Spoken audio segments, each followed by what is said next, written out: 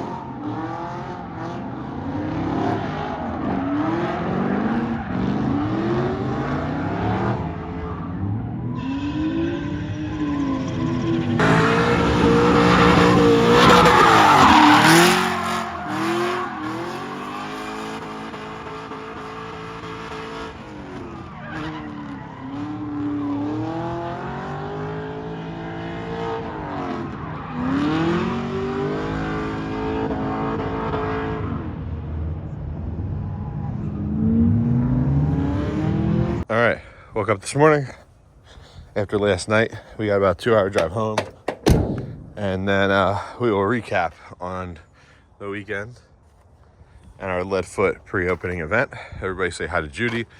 Hi, Judy. She is but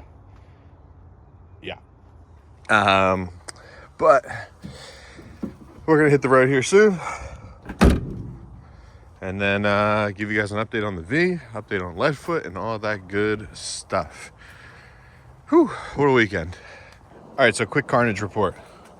We hit one cone, or two, I don't really know, but we got a little scuff on the vinyl here, no big deal. But then we did the most damage when we dirt dropped. We finally lost this piece of the bumper that was held on by zip ties here, and zip ties here. But when we dirt dropped, it blew the whole bumper off. You guys saw this whole thing was folded back. It broke the other side off too. But it's finally time this winter to go get a junkyard bumper from a base model and see if I can pull this plastic piece off of the base model too. It looks like it's some 10 mils around the sides because I melted it off. I need to modify this to get the exhaust point further back, so I'll have to probably just grind. It's just tack welded into that little cherry bomb muffler, so I'll have to grind those welds and then spin it a little bit to push it more backwards instead of more this way, because that is the issue that I kind of had. So I first started by melting that, and then it ripped off, and it got worse and worse as time went on. So otherwise the car is good. You know, we were ripping nonstop, back to back laps for 2 hours. Got new Kendas up here in the front, new steers after many years of those old steers that I had. I'm gonna burn them off. Probably won't take much considering they're so old, but yeah, we got fresh steers in there. We got those scrubbed in, but the best thing is that we didn't bend any tie rods. So my steering wheel's not straight, but we didn't bend any tie rods. There were a couple max angle situations. My jam nuts were not making contact with anything. We were just bottoming out the angle block on the lower control arm. And I think tomorrow our rack stops are supposed to ship, so we will be offering they're going to come with the angle kits, but it's going to be a slip-on rack stop that goes on your steering rack before your tie rod, and that way you can dial it in to basically stop the angle right before it makes contact. We'll have a number. I'll know once I have them in hand with this car. Stop the angle right before it makes contact with your lower control arm. That way you're not banging the angle block into the lower and self-clearancing itself. Now the key or the trick is going to be, if you want, you can grind your lower control arm to make a little more clearance to get more angle. So that's going to be up to you to play with. But if you run a wheel setup that, say, is rubbing the frame, and you still want to get out there until you make adjustments with wheel spacers like I have here, you can just simply add some more rack stops and stop it right before it rubs. That way you're not hindering your driftability with the car, and it's not having any effect on your drifting, but you're just limiting your angle a little bit. So that will be coming. But otherwise the car is good. Everything ran good. It is now done for the season. We're going to consider this the off season. We are done drifting until about February. So I'm actually kind of relieved because my butt is kicked. This car needs a little bit of love. It needs, the usual fluid changes from front to back. And there's some things we need to address in the interim. But on top of that, we're going to be trying to design adjustable lower control arms. And hopefully by the time we go up north for the summer in June, I will have adjustable front lower control arms on this car that are compatible with the Stansco angle kit. So that is going to be something we're going to have some content around as we build it out. So stay tuned for that. Escalade, we swapped the thermostat on that after our last road trip. It was good. All good there. That is due for a trans fluid change as well, but that's going to have to wait. I unhooked it from the trailer today for the first time since like end of October. So it has been hooked up to this trailer for quite some time, and it's been just an absolute workhorse for me. It is dirty. I haven't washed it since we drove back from Pennsylvania, but I guess it is what it is. I'll clean this thing up, and it is due for just, you know, a round of maintenance. But all in all, I'm happy. I'm satisfied. I'm sure after you guys watch the last few videos, you've seen that I was struggling with this car, just with the angle kit and the brake line and all that stuff. But we had ourselves a very, very successful event. And I think Leadfoot did a good job hosting the event as well. Leadfoot City, for the first event, it was a very good event. I think they did a great job. Once we got into the flow of things seemed to work, but you know, there are some growing pains that come with it. It was their very first event with a facility like that. So I think by the next one, there will be improvements made. And by the next one, there will be more improvements made. And I think it is, at the end of the day, going to be a great facility for drifting, drag, whatever else they decide to do. Tire wear was phenomenal. We drove for 2 hours straight on a set of tires that had like 3-4 laps on them going into it.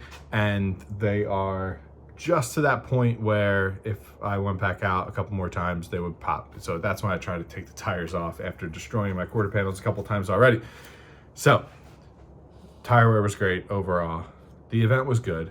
And I think they will ultimately, you know, work out any bugs that they have as events go on, gain more experience in hosting events like this. But all in all, happy that we have the facility there, a facility that has air conditioning, areas to just go hang out, bathrooms that are air conditioned, and like just all types of entertainment all in one place under one roof. So check out leadfootcity.com. If you're local, or honestly, if you're just on the west coast of Florida, or if you're anywhere in Florida, it is worth the visit.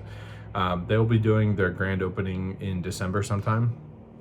And I know I mentioned it in the last video, but you can get your membership. They have a paid membership option, and then they have a free membership option. So check them out, leadfootcity.com, all that good stuff. And yeah, I'm going to figure out what I'm going to be doing over the next few weeks before we go home for Christmas. And then once we come back, and then we're jumping right back into it. There really is going to be no slowdown other than the fact that I don't have to drift anymore until February. So that being said, thank you guys for watching. I know I didn't get a lot of content myself, but shout out to Morgan's dad for filming almost every single run throughout the day, even with other people, for other people. That was super helpful. So I'm glad I was able to then be able to piece together a video based on all the footage that he got. So with that being said, thank you guys for watching. We'll see you in the next video, and make sure you hit the subscribe button, that like button, and all that good stuff. And have a good rest of the night. Listen.